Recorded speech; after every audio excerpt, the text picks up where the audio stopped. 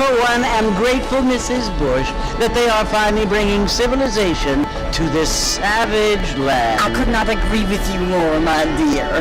My daddy settled this land, and I know he'll be looking down on us, pleased at how we help the natives. Yes, they've lost their land, but they've gained access to it.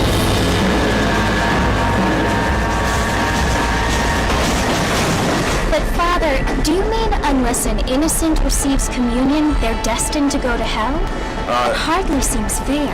What I mean to say, Jenny, is that there is a great deal of difference between an innocent and a savage. I never thought of it that way. Yes, they live like animals, but they're happier now.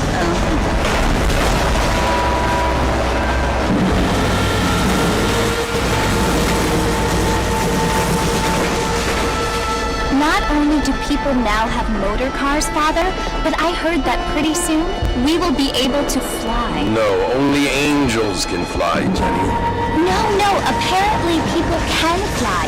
Didn't you hear? Out in Kansas, a man even got a car to fly. I hardly think so, Jenny.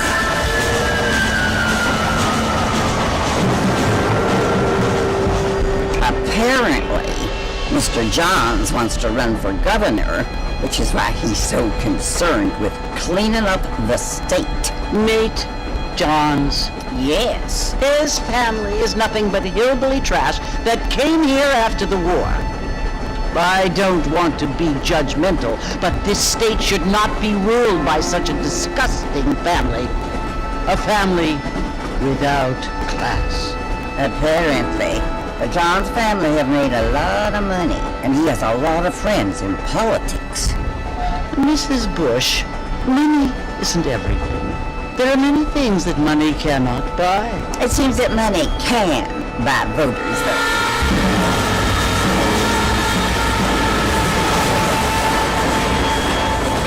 What you must remember, my dear, is that we have been brought here to spread the word. And the word and civilization, they are the same thing. They are the gifts. It is the opportunity we have, the chance to live among people who are decent and who do not kill each other, and who let you worship in peace. It's so confusing, Father. Sometimes I find it impossible to make the distinction between a loving act and a hateful one. I mean, they often seem to be the same thing. Yes, Jenny, it is confusing. But you only have to ask me if you need help. Indeed. Well, here we are, Mrs. Bush. Armadillo.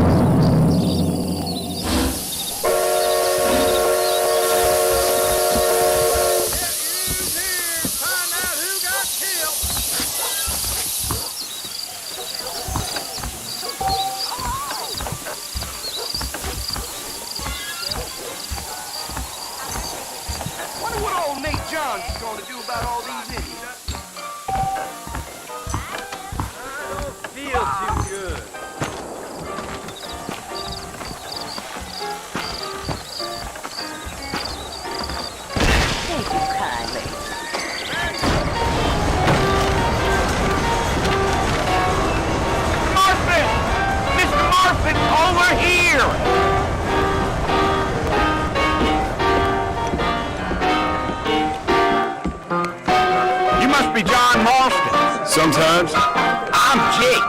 Your friends from Blackwater hired me to guide you. They ain't my friends, but pleased to meet you, Jake. I got the horses saddled up and ready out front.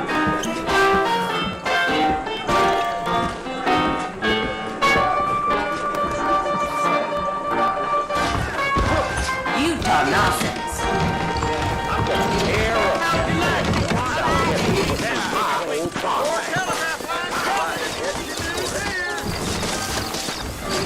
Well, here, let's mount up and hit the trail. I heard that run for governor. Yes, sir. I'm in office. Yep. Hey, take it easy until we're out of town. Ain't no point in causing a ruckus. Hello, sir. Whoa, now.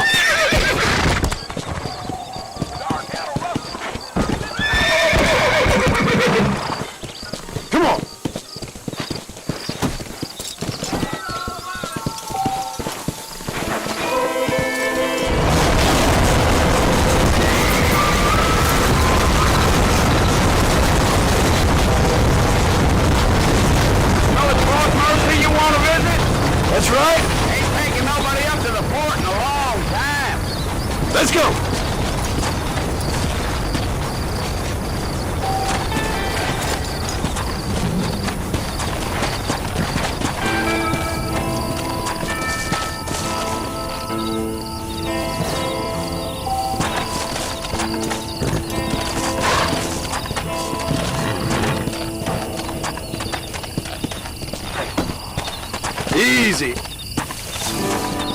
Come on!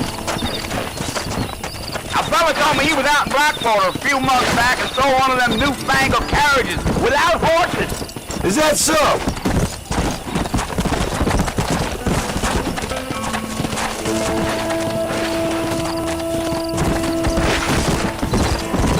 Now who's this friend you're looking for? Nobody you need to concern yourself with. Never you mind all my questions, Mr. Marston. I just reckon you might be barking out a knot heading for the fort. We'll see when we get there. Well, I sure as hell ain't sticking around. Fort Mercer ain't no place for an old man like me to be a dawdling around. Gee up!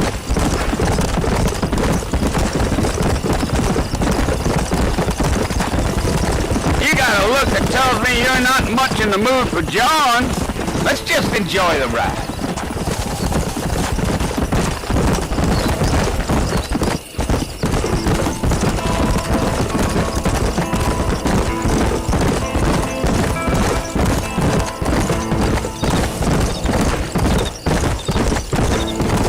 You got some thinking to do, Mr. Marston, so I'll keep quiet.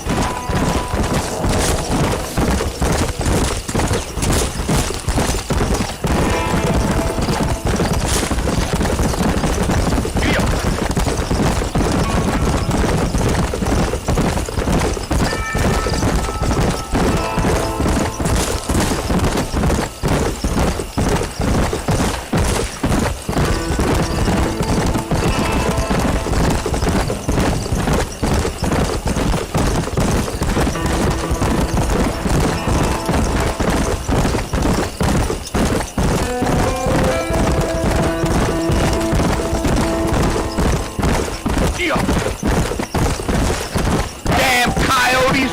What a waste of good meat! Almost there, Mr. Marston, just over this hill.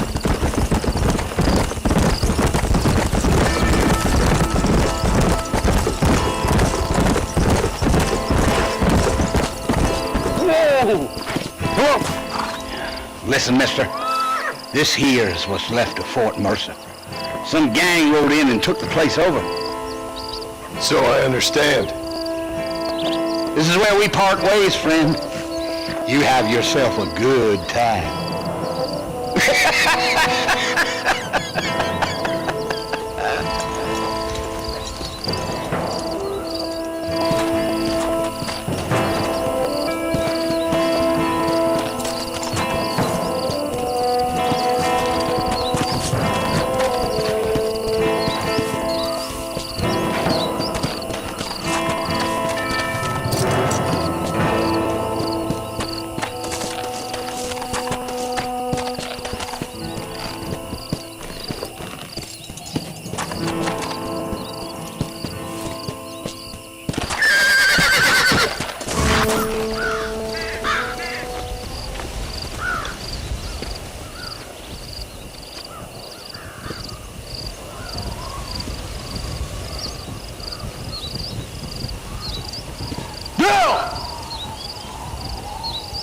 I've come for you!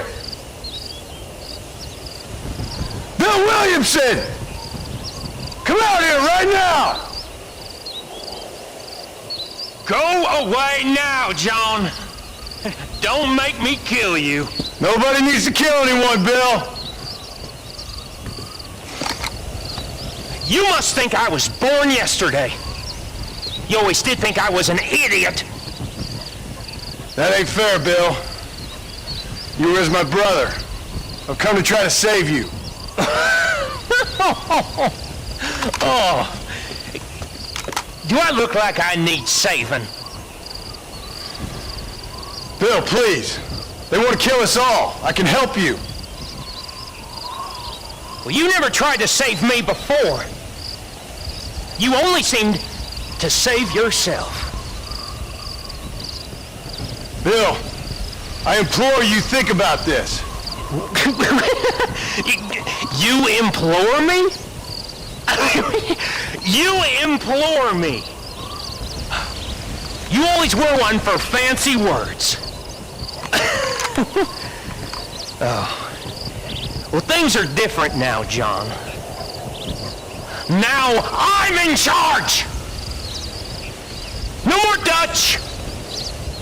And no more you. Implores. I implores you to go back and tell them to send someone just a little bit more impressive next time. Well? Oh. Poor John.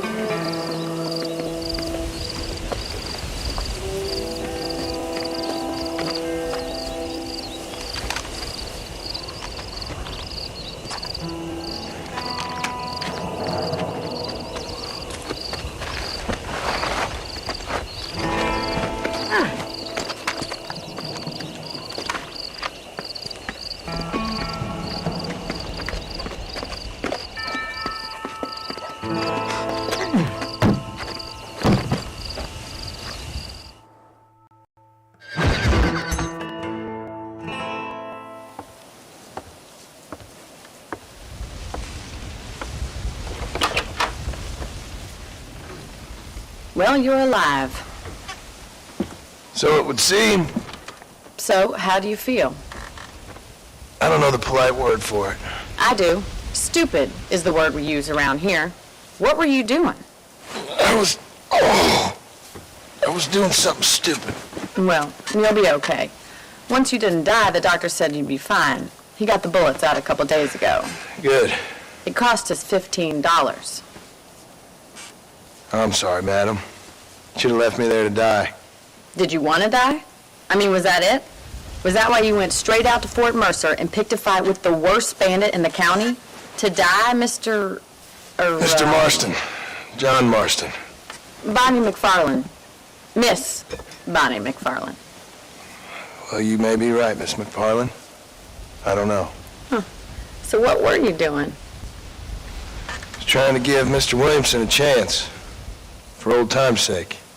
You know Bill Williamson? Knew him. Long time ago. Well, what was he like? Dumb. Just like you. Thank you, miss.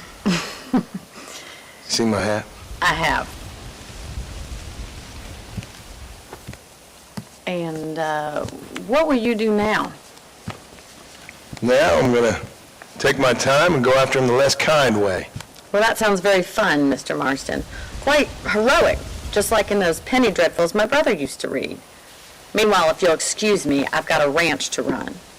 Of course, if you're feeling better, why not take a ride with me later and help me patrol the perimeter? You can earn back some of that money we wasted on doctor's bills. Of course. And thank you for saving my life, I mean. Next time, Mr. Marston, I strongly recommend you don't try to lose it quite so earnestly. I'll bear that in mind.